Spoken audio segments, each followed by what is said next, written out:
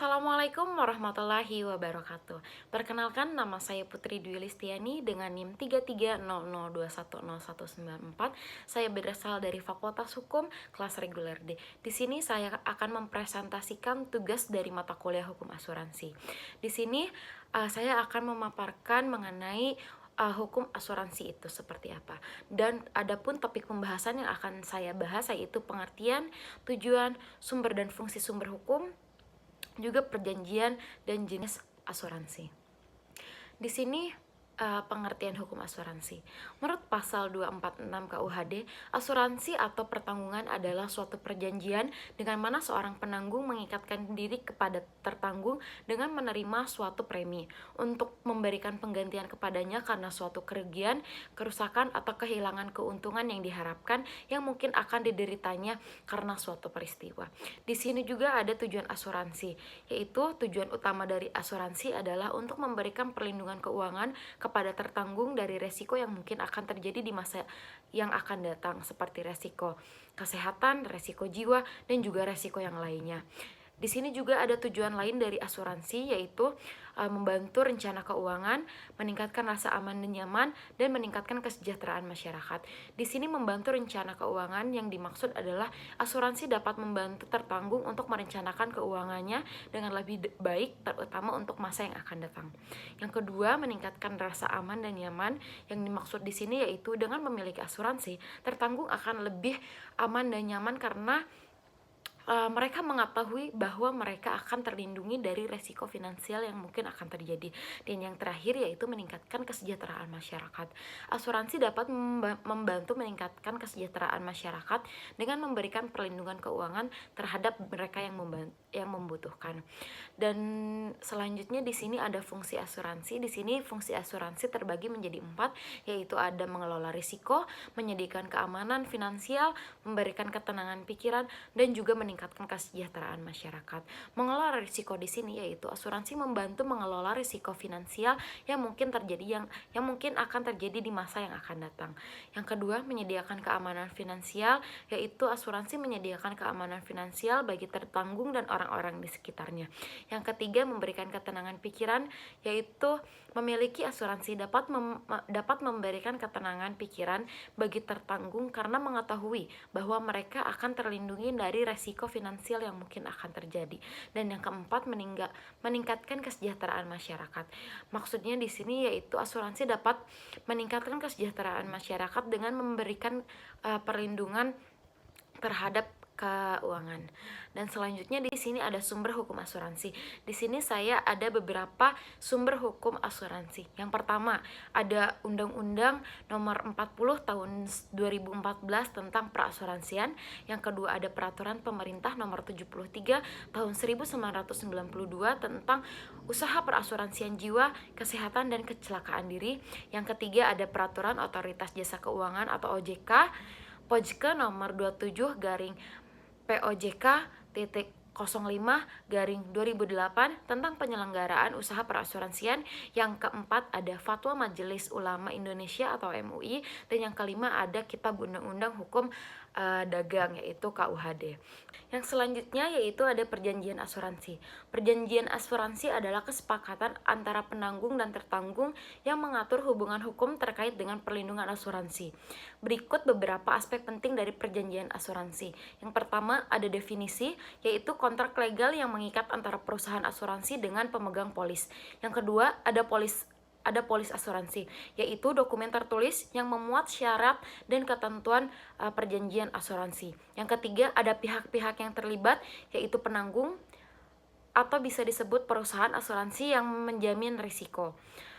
Dan yang selanjutnya ada tertanggung, yaitu individu atau entitas yang membeli perlindungan asuransi. Dan yang keempat ada elemen-elemen penting, yaitu objek asuransi, resiko yang dijamin, premi, dan yang terakhir ada jangka waktu pertanggungan.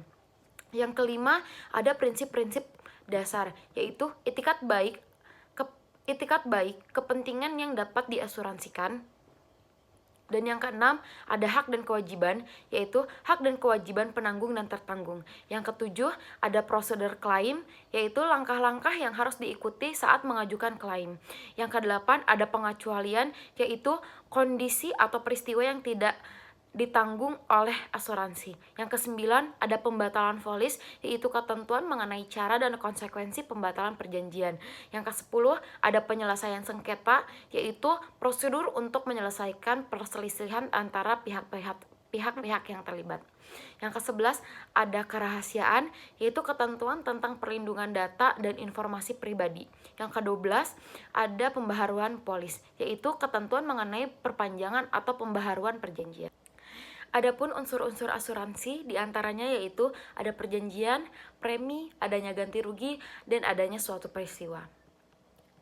Selanjutnya di sini ada jenis-jenis asuransi. Yang pertama ada asuransi kerugian, yang kedua ada asuransi jiwa, yang ketiga ada asuransi jaminan, dan yang keempat ada asuransi syariah. Di sini saya akan menjelaskan sedikit tentang asuransi jiwa.